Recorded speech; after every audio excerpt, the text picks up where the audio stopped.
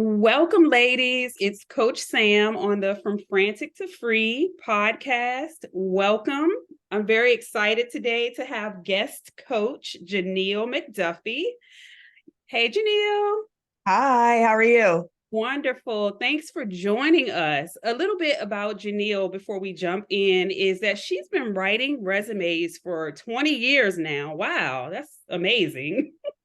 And she specializes in career coaching, and she's been doing that for 13 years. That's also amazing.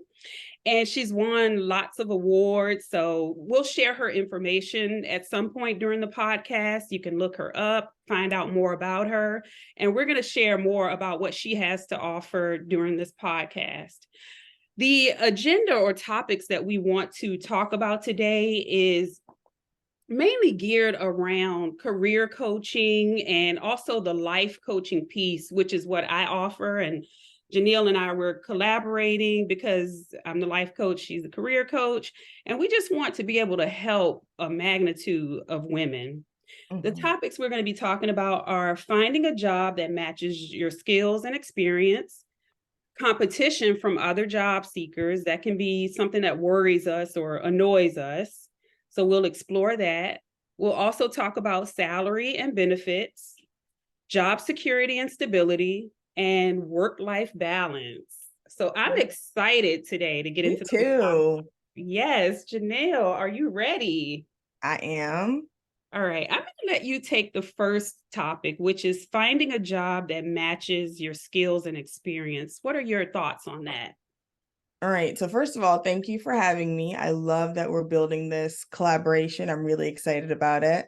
To answer that question though, how do I find a job that matches my skills and experience? First, you have to know who you are. What are your values? What are your visions? And then we have to dig into what are your skills. So then we'll take a look at the experience that you have and we can break those down into core competencies, right? In every position that you have to know how to communicate. That's a core competency or a skill.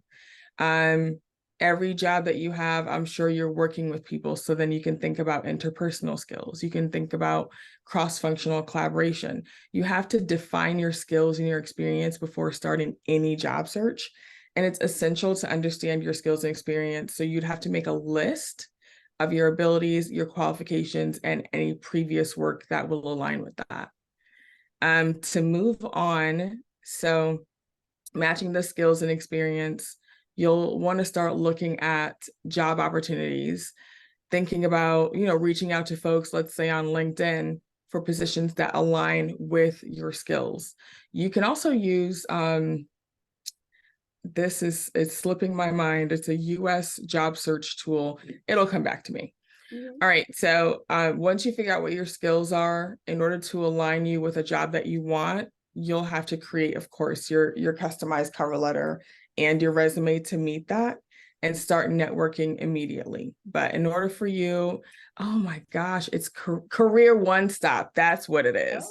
If you Google Career One Stop, they have tons of assessments where you can look at positions that you like versus positions that fit your abilities, your preferences, et cetera. They have tons of different assessments or quizzes, whatever you want to call it, about 50 or 60 questions, takes about maybe 10 to 15 minutes. They're really quick. And when you're done, it gives you a full breakdown of your strengths. So are you focused on more science? Are you focused on administration? Does healthcare, is that a good fit for you? Are you good in sales? So let's say you're getting ready for that career transition and you're trying to figure out, well, how do I go from being a pilot to maybe being in aviation business and working on air traffic control side or somewhere in airport administration? You can pull some of those pertinent skills that will transfer by taking a look at Career One Stop to see what those are. Great question. Oh, excellent. Great answer. I love that. Yes. So what I would like to add to that is you mentioned finding out who you are. And during that research on the site that you just gave us, what was the name of it again? Career One Stop. So once you go to Career One Stop and you find out a little bit more about yourself, Mhm. it's not at all a problem to shift into a totally different career. This is something that Mm. I've actually been exploring myself because my background has always been in business. Yeah. But I'm tired of crunching numbers. I don't want to do that anymore. I'm more so into the humanities, the coaching space. I want to talk to people. So Mhm. I'm exploring that avenue, which is like totally different than Yeah. business. And I just want to say that it's absolutely normal and okay to do that at any point in time. Right. Agreed. I'm actually kind of in the same space as well. Thinking about how some of my skills would transition into a new role. I've been in insurance for about 17 years. It's a really long time. And I've had several positions within my company, but I'm thinking about maybe branching out. So I'm actually going to use Career One Stop myself. So, Oh, excellent. Thank you yeah. for that plug. And I think this Yeah. would be a good point, Janelle, is to share your information. How can people find you? Simple. All right. So if you go to the resumechic.com, that's TheResumeChic, not chick, well, I guess chic.com. I love it. Our business phone line is 407-602-5511. Some folks feel comfortable calling, others feel comfortable texting. It's your preference. And our email is hello@theresumechick.com. Love it. Instagram, Facebook, and LinkedIn as well. Right. All right, wonderful, Janelle. The next topic we want to get into is competition from other job seekers, which can be very worrisome and annoying. So, what tips do you have to share for our listeners today on that, Janelle? Tell the truth. So we just talked about skills and experience, right? When it comes to competition, of course, the job market is saturated with job seekers and it really is increasingly competitive. So it's important to understand how you can stand out as a job seeker. So first of all, you want to, on your resume, for instance, talk about the experience that you had. In the first sentence of your resume, I'm just going to talk strictly about that for right now. You'll want to highlight how many years you've had in a particular position or just in the industry overall. For instance, I just mentioned I've been in insurance for 17 years. So my resume will probably start off with something like accomplished fraud investigator with 17 years of experience, et cetera. And I'm saying that just because on job postings, they'll say, okay, you need to have a minimum of 10 years. The system actually picks up on that. And so they'll allot 17 years to Janelle's resume. Anywho, I'm mentioning that also because, of course, experience is one of those things that employers are looking for, because if you're coming in with experience, they don't have to invest as much in training you. If I have 17 years of experience as a fraud investigator, they're not going to have to come back and teach me the basics of that. So you can really step in and make an immediate impact. The second piece of that is your education and your qualifications. Do you have a relevant degree or a certification that's going to give you a competitive edge? So for instance, I have an associate in claims, I have an associate in general insurance, I have a chartered life underwriter. Those things would really put me in a good position if I were applying for something that is in alignment with where I want to go. Soft skills and hard skills. We talked earlier about communication and interpersonal skills. Those are some soft skills that you could carry over. Teamwork, problem solving, those are highly valued from companies, especially, like the Apples and the Googles, where they work sometimes in silos, but mostly they work in like a think tank, right? They want to come together and share ideas, and that's just a good way for you to showcase that. So on your resume, you want to make sure that you have those skills listed. Hard skills. Here's a good point. So I actually have this client that I was working with. She's a technical project manager. And how we found her next position, she has skills in this one software that is limited to maybe like 50 people in the US. So I had her search just for jobs with that specific software skill. Pulled up 10, and she ended up applying to all 10 and got interviews for all 10 Oh, wow. because it's so limited. So if you turn your search from communication, whatever, and you maybe turn it into a specific tool. Like if you search for Canva or jobs that use Canva, and then kind of narrow your search that way, it's a lot easier to pinpoint those skills. Or Zapier, for instance. I love using Zapier. So if that's a direction where I want to go and I know I'm really good at that software, why not look for companies or jobs that are using that software so I can use that hard skill? Right. Absolutely. Oh, lastly, so in order for you to set yourself apart from the competition, you have to get to know the people who are hiring. So I've hired for my company maybe 5 people this year, and I only hire people who I trust, right? That's across the board. Companies want to know that if they pay you, you're going to do your work. You're not going to be doing your own thing while you're at their job, earning their money. Let's be honest, right? But Right. I only hire people who I can trust, and a lot of them came from recommendations from other folks that I've worked with. So bringing that into perspective, if you get to know someone, or if you network, let's say on LinkedIn, or if you go to you want to get a job at the grocery store and you go meet the manager, that's someone they can put a face to a name. So when your application comes through, they can say, okay, I know Janelle. We've had a conversation. I want to get to know her more. Let me bring her in for an interview. So that's another way that you can set yourself apart from the competition. And of course, lastly, personal branding. Your LinkedIn needs to be up to date. It is 2023. You need a headshot. You need a value proposition. You need your professional summary. You need your work experience in LinkedIn format. Your Facebook needs to not have, hang on a second. Uh-oh.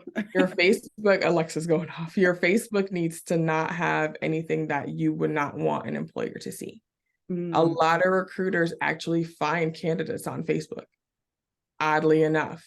Something because it's a way for them to get away from your normal LinkedIn to see who people really are.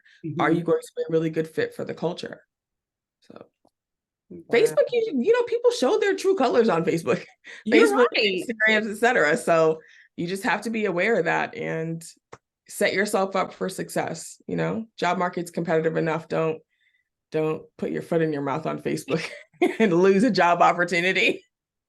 I think that's a really good point. You shared a lot of great information. And yes, the Facebook piece, I think it's important to remind people of that because we think we're off the clock and, oh, this is my personal space. But yep. Facebook is public. The employers can and they do go out there to look at you. So that was a good reminder. Yeah. And what I want to say on this topic of competition from other job seekers, I think it's very important to get in touch with Janelle and have her help you with your resume or whatever it is, that LinkedIn profile that she talked about. I think you have to portray your best self, first of all, to even get noticed for that job, right? And then secondly, always be your authentic self. Don't try to fake it. Right. Be you. You mentioned trust.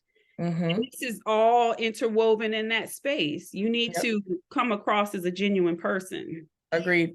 I also want to say that it's important to have a good mindset.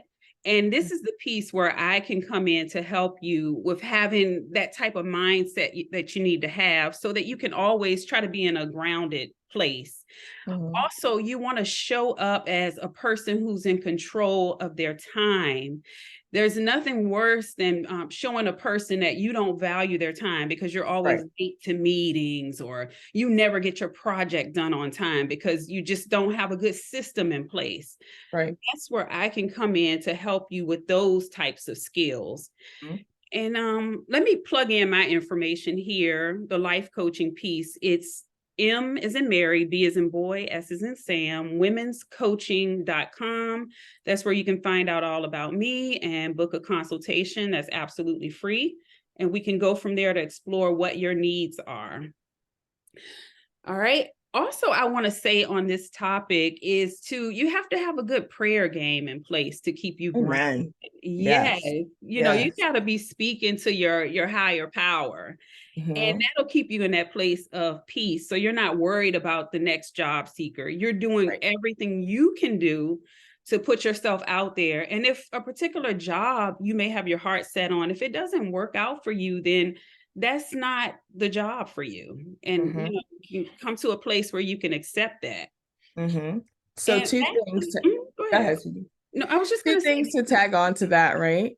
I always say in the job search that rejection is protection. Story absolutely. behind that. I got ready to apply for a position, interview went well, and they were like, we're going to go with another candidate. That's fine. 1 month later, they took the entire department and moved it to another state.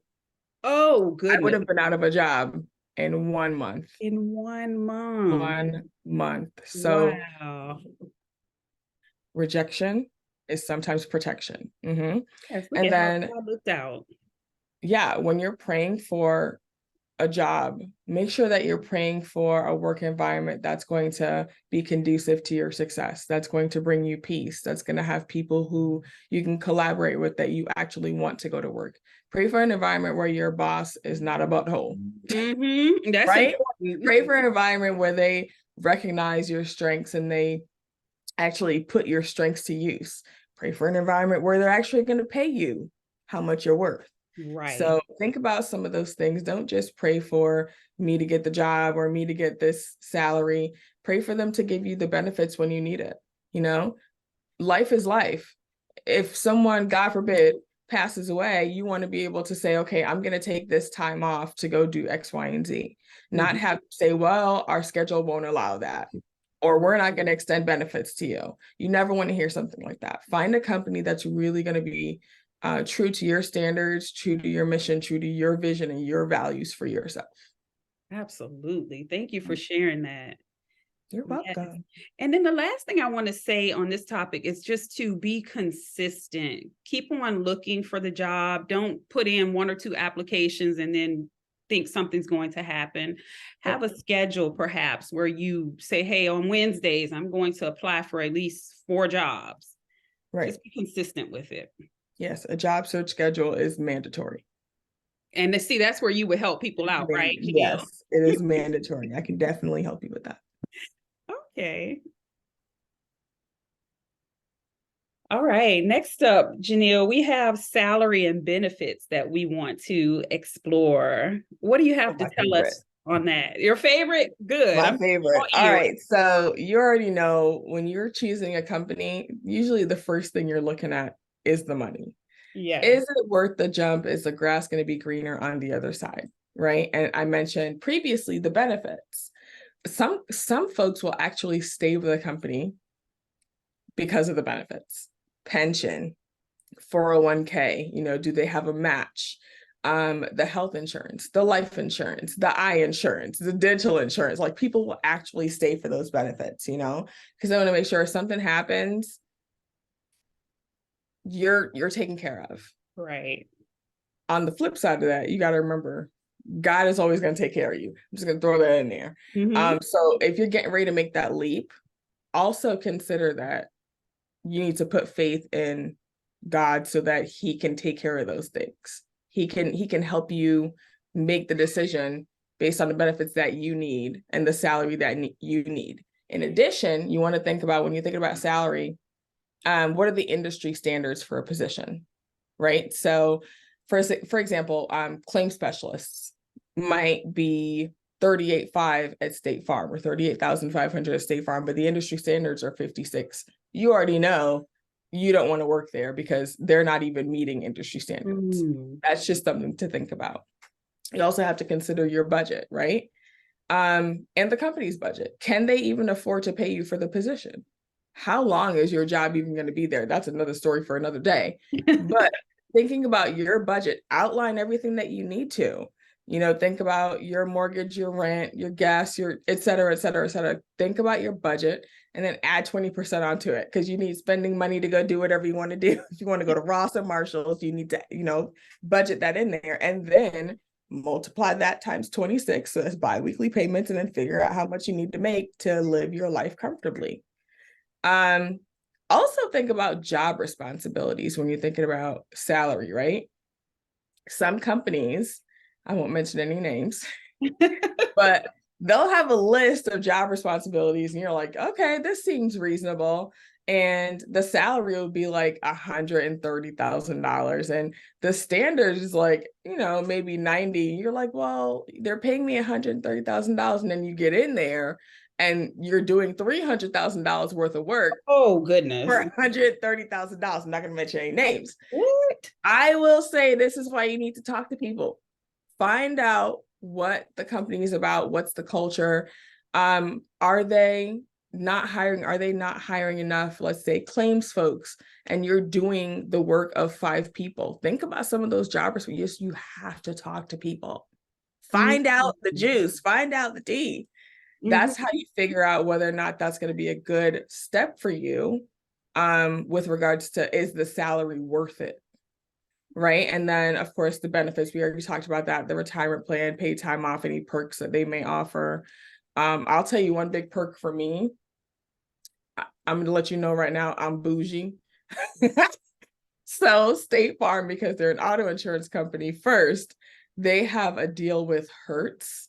And every member of State Farm, if you sign up for it, we have Hertz President's Club.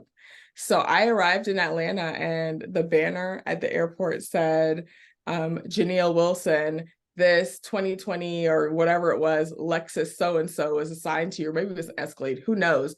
But I didn't have to go to the counter. All my stuff was already taken care of. My name was in lights. I was like, this is perfect. That's me. I want the extra, whatever, but that might not be you. That might not be what's important to you, but that was important to me. I thought it was cute. And then be ready to go to negotiate, right? Like, don't just settle for anything. But when you're negotiating, you don't have to just focus on the salary. You can negotiate a parking spot if you want to. Actually, I had a candidate that me and my team worked with, did her resume. She did well on her interview. And at the end of it, they're like, okay, well, we want to pay you $120,000. And she was like, but this job is worth $135,000. So they went up to $130,000. And she said, okay, if I'm going to have to park in the city, it's going to run me about $5,000 a year on parking. So then they added the parking in, and she's like, okay, well, if you can't meet this, then you can go ahead and give me some extra paid time off. Oh, those are some things that you can consider. Instead of 2 weeks to start off, let's start off with 3 weeks. Don't be afraid to ask for what you want. Make it make sense. Make the money make sense. Right. Yeah. Right. That's it. That's all I have to say on salary for now. Okay, I don't really have anything to add, but I do have some questions as you were talking. How do you find out the industry standards as far as pay? What are the resources? So I want to say there's a federal website. It's on, I'll talk about it in our next segment, because it's not on the tip of my tongue right now. I'll have to go look it up for you. Okay. But there's a way for you to actually find out the industry. You know what? Career One Stop also has this feature. So once you figure out, you do your assessment, you figure out where you want to go, it'll pull up a bunch of jobs that match where you're thinking about going and whatever change you're thinking about making. And it'll have the salaries, the average salaries, whether or not there are going to be positions opening up like in the next 10 years and how many positions, like job projections. Let me think. It has like different positions that you can transfer to outside of those jobs. Check out Career One Stop. I'll give you the other website in the next segment, but definitely Career One Stop is good for you. Okay, excellent. And then I think this is a really good one that's would help job seekers. You mentioned to talk to other people about, find out the tea. And I think that's a great idea, but how would you suggest people go about doing it? Like if there's, because in your friend circle, you may not have people who are making the kind of money that you want to make, but there may be some people on LinkedIn. Is there a way to go about it? Like, how would you suggest that be done? So find your tribe. Does your tribe live on Facebook? Does it live on Instagram? Does it live on LinkedIn? People primarily lean towards LinkedIn because it's so career focused, it's so career driven, but LinkedIn people are sometimes a little weird. You'll send them a message and they won't respond to you. Like it's really weird because it's so sales driven that you get a ton of in-mail that is like, okay, are they marketing to me for a class? Are they marketing me for this? And some folks don't want to respond to you because they're like, okay, what does this person want from me? Find your tribe. If you're more comfortable speaking with people on Facebook, that's me. I love Facebook. You heard me talk about it over and over again. I'll put a post out there and say, hey, does someone work for Liberty Mutual? Can someone give me some insight as to the company culture? You can do a post. You can look through your friend list and see who works for Liberty Mutual, if they actually have their job posted on there. If you just want insight into random companies, you can search the hashtag jobs or hashtag whatever company it is. Hashtags are life. And then on LinkedIn, you can do informational interviews, something a little bit more official, where it's basically like it's Lord have mercy, it's like a job shadow outside of your company. So let's just say you were interested in Liberty Mutual and you don't feel like posting it on Facebook, but you go search for, let's say, a recruiter on LinkedIn who works for Liberty Mutual, and you want to become a recruiter. Let's just say that's your next step in life. You go search for a recruiter and you say, hey, can I sit down with you for maybe 5 to 10 minutes to ask you some questions? And then you interview them and get the information that you need. And then you can even ask them, hey, can I use you as a reference? So informational interviews and find your tribe. That's my advice. And when you mention the hashtags, do you do like a hashtag State Farm claims adjuster and see what comes up? You can hashtag whatever you want to, literally. Just make sure that hashtag is in there. Exactly. Okay. Okay, excellent. I'm enjoying this career information. All right. Janelle, I think this would be a good point for you to share your information again with our listeners. Yeah, sure. So again, Janelle McDuffie. I am an award-winning resume writer. My website is theresumechic.com. That's TheResumeChic.com. My email is hello@theresumechic.com, and my phone number is 407-602-5511. Here we work on your resume, really doing a comprehensive career marketing profile overhaul for you. So we're considering the resume. We'll consider a graphic resume if we need to, depending on the industry. We've worked with so many industries, I don't know, maybe 50 or so. We have a couple of different writers on our team, and most importantly, our LinkedIn specialist who is obsessed with LinkedIn. She's a little LinkedIn nerd. We work also on your cover letter. We'll do websites if you need us to. So really looking at the big picture of who you are and how we can best market you to your next employer. Excellent. All right, let's get into our next topic, which is job security and stability. And I can go ahead and start off on that topic. Yeah. Okay, so what I want to say about job security and stability is that, first off, we can't control whether or not we're fired, right? So let's just get that out there. And then, so what we can control is what we need to focus on. And you can control how you show up. You That's can a word. Yeah. That's a word. Go on. You want to be that person who's in control of their time. I talked about being that person that gets their projects or assignments done in a timely manner. You don't want, when your name comes up in the room, oh, Coach Sam, I'm not going to her because she's always late or she never answers my call. You want good things to be said about you. Right. If you are struggling with communication, that's where you can come to me for help with your communication skills. That is something that I help you with, how to communicate more effectively. Right. Also, I want to say in this space, you want to show up being respectful of others in the workplace. Agreed. Yeah, we can think of subjects like religious beliefs. You don't want to go into the workplace and be disrespectful. Oh, why are you wearing that garment?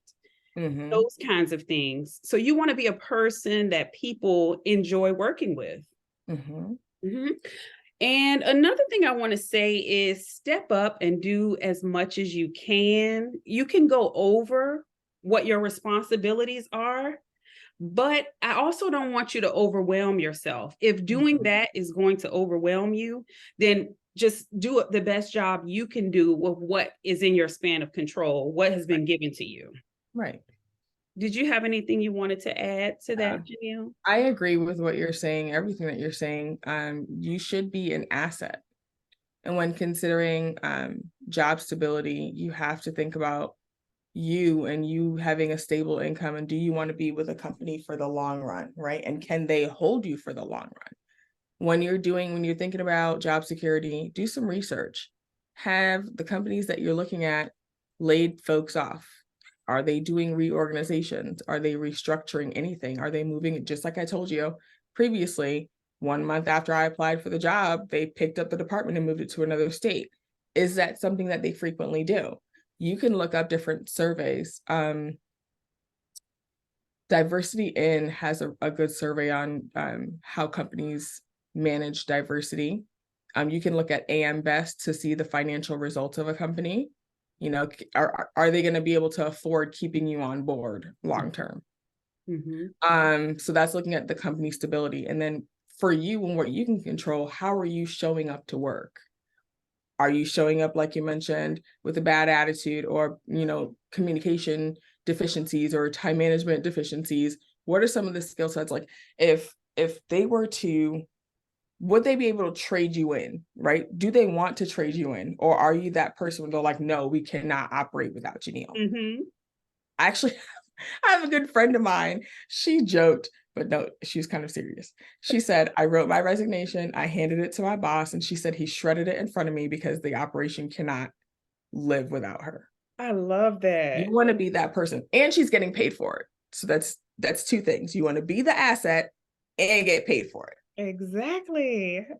I love that. So yeah, I mean, job security and stability, it's mission critical now. I mean, interest rates have gone up, inflation has gone up, like everything is up, right? So you have to put yourself out there with the best skills, do your research, and make sure that you're that asset that they can call on when they need you, and that they can't live without. They can't do their jobs without. The company can't move forward without you. Absolutely.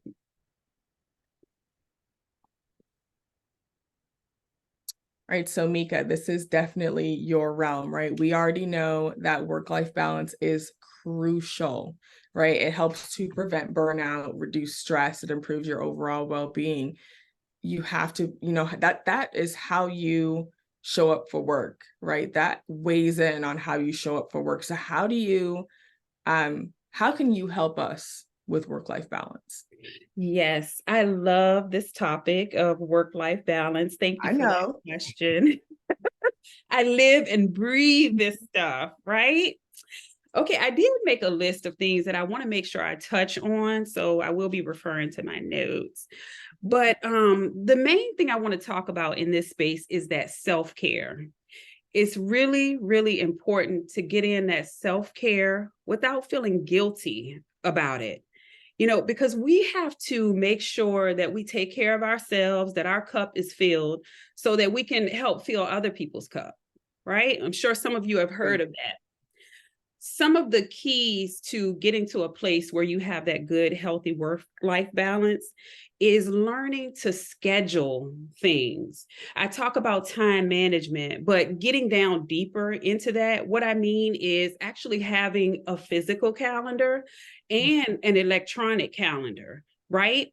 I like being able to come home and have my physical calendar on my desk and I can open it and I know, okay, I have the monthly one. I know, okay, this day I have this person, I'm talking to this person, I have this event lined up, because that's going to help you to know what you should not be scheduling, right? You already have two things scheduled for a certain day. You need to go to a blank space on your schedule. Right. So that's the benefit of having that paper calendar. And then we always have our phones with us. So you have that electronic calendar also that you can just quickly look at, because we're always looking at our phones. Learning what you can and cannot handle, again, referring to that white space on the calendar.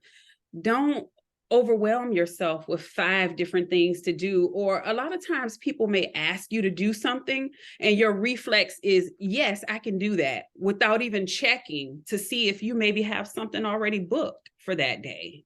So you've got to get a grasp of that control. And this segues into the next thing that I want to say is learning how to say no. You don't always have to say yes to things. Or Mhm. it could be no, I can't do it today, but I can do it next week. Right? So getting Mhm. comfortable with that. And if that's a space where you struggle, I can help equip you with the tools that you need to become that person who is okay with saying no and not feeling bad about it. Let me use this time to give you all my information again. It's Mind, Body, Spirit Women's Coaching and Healing Retreat. My web address is MBS, that's M as in Mary, B as in boy, S as in Sam, womenscoaching.com. Go there. Everything you need is there. You can book a free consultation. And let me also give you the best way to reach me by phone. You can call or text. It's 804-837-7080. But getting back on that topic of this work-life balance, another key to that is delegating. A lot of Mm. us try to do it all, and we have so many balls in the air that we're trying to juggle. No, delegate. Delegate to your significant other. You can delegate to, if your work environment allows it, you can delegate to coworkers, and also delegate stuff to your kids. Don't Mm. underestimate what they can do. They want to help. And then you're teaching them life skills in the process. I'll Agreed. give you a kind of extreme example, but I don't really like to flat iron my hair, especially in the back. But one of my daughters, she loves doing that kind of thing. So I said, hey, why not let her do something that I don't want to do? Mm. And it's exciting for her, and she's learning a life skill. Mm. So you can get a lot of benefits out of a particular task. See, I Mhm. just named at least three right there. A And few. you're preserving your energy. So that's good. Yes, that is Mhm. so important, isn't it, Janelle? Yep, it is. Yes. A few more things. This is something that I recently got into is meditating. Mhm. And that is also a space where I can help people with, because what I find is that a lot of people are not comfortable being in that silent space. They don't Mm. know how to shut the world out. And when you shut the world out and get into that meditative space, that's where you get clarity. You can leap forward on areas where you're stuck when you just get silent, right? Also, journaling is key, getting those thoughts out of your head. How am I really feeling? Instead of thinking about it all the time, when you start writing, you just don't know what's going to come out on that piece of paper. Right. Mhm. Agreed. Yeah. And then I want to share the last thing is prayer. Mhm. Yes, we have to stay prayed up. And I want to share this with you, Janelle. I used to hear people say meditate on prayer. And my thought was, how am I going to meditate on this prayer when I don't really understand what the prayer is saying, like, or Mhm. scripture, right? Mhm. But I started just repeatedly saying prayers. Mhm. And I said, I don't know what I'm going to get out of this, but I think I'm going to get something out of this. Right, right. Because I'm a Christian Catholic. Okay. So we pray the rosary beads, right? It's a Mhm. very long prayer. And I said, okay, let me just keep doing this. But I got into a state of, I said, this is what it means to meditate on prayer, because I was just deep into it. I wasn't thinking about, oh, what am I going to cook for dinner? I was just in a nice, beautiful space. Good for Just, you. yeah, I was just repeating those prayers, and I just wanted to do more. Even after Mhm. I did the long Mhm. rosary prayer, I wanted more of it. So just do it, and it's going to yield some beautiful things for you. Agreed. So I was actually listening to Steve Harvey, and he said, prayer is when you talk to God, and meditation is when you hear from God. Hmm. Deep. Yes. So yeah, after you're done praying, it's so funny because the acronym for prayer that my church came up with like a million years ago was praise, repent, ask, and yield. That yield time is when you're sitting and you're marinating in your thoughts and you're listening for God to give you a word. You're listening for him to give you direction, instruction. It might not happen right away, but Hmm. you still want to spend that time, you know, let it soak into your system and wait for him to say what he needs to say. Yeah, absolutely. And I think if we become consistent with that, Mhm. because like you said, it may not happen today or tomorrow, but if we're consistent with praying and meditating, it's going to come. Right. Whatever it is you're seeking answers to, it's going to come if you're Mhm. consistent. Agreed. Hmm. Agreed. All Thanks right. for Well, covering that. yeah, I've enjoyed you today, Janelle. We'll have to do this again. And before we Yes. go, would you please bless our listeners with your contact information again? Of course. Janelle McDuffie. And of course, that's the Resume Chick. It's theresumechick.com, TheResumeChic.com. And phone number is 407-602-5511. And the email is hello@theresumechick.com. Excellent. Thanks for coming on, Janelle.